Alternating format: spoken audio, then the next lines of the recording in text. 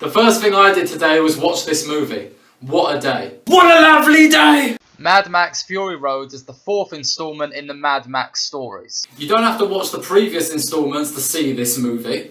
And yes, I said stories. Because I've heard that each instalment of Mad Max is a story told from another person's perspective about this person and not told from his perspective. So in this movie, Tom Hardy plays Mad Max Rockatansky. And Charlize Theron is Imperator Furiosa. And so Furiosa has to get Immortan Joe, or Sweet Tooth, Needless Canes, 5 wives to a safe haven, and Max is along for the ride. Ooh. That mask. So like I said, Max is along for her ride. Furiosa really steals the movie. She's taken Immortan Joe's 5 wives away from him and she's on the run. Meanwhile, Max is also on the run from the same army. But he helps her along her mission, which makes her the main focus point. The character of Max is more like a side role at this point. Oh yeah, and Nicholas Hoult is in this movie. Which it was nice to see. He does well in this movie. He plays a crazy character. In a time where there's no sanity anymore. Which is something this movie does really well. Everything in this movie is mad. There's huge storms, guitar players which fuel engines. And of course, you've got some wicked desert buggy cars. This movie is full of action and high octane, using practical effects. And also another effect that George Miller used was instead of doing slow-mo, he speeds up the motion. In fight scenes, you all of a sudden see them rustling on the floor. They start moving even quicker.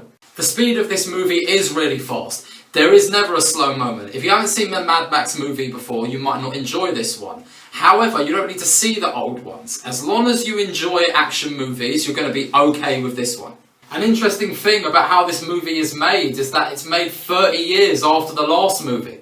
And George Miller, at the age of 70, still knows how to make an awesome action film. The visuals really tell the story as well. I felt that I could watch this movie in a foreign language and I could still be able to follow it. The most iconic thing about this movie for me was the atmosphere. Visual effects are beautiful. As I said, they're all practical. I screened this movie at 12:30 last night. The first thing I thought about this morning when I woke up was seeing the movie again to be brought into this world. Practical effects, good casting, and visuals that tell the story. This movie really is an artistic piece. There was a lot of passion behind the scenes. In interviews, the cast spoke about how George Miller put great care into making the movie, and always made sure that the actors were briefed on how to be safe. In the end, this movie was one of the greatest 80s action movies not made in the 80s. I would have liked Max to be more of the main character. It really did feel like Furiosa had stole the show. And there was a scene where we learned about Furiosa's history, which seemed like it was just thrown in there to fill in story.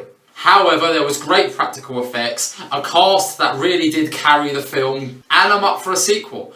I'm giving Mad Max Fury Road an 8.5 out of 10. So Mad Max Fury Road, what did you think about it? Comment below and let's talk about it. In the meantime, like this video, share it with the world, and subscribe for more. Till next time on GingerClips. What a lovely day!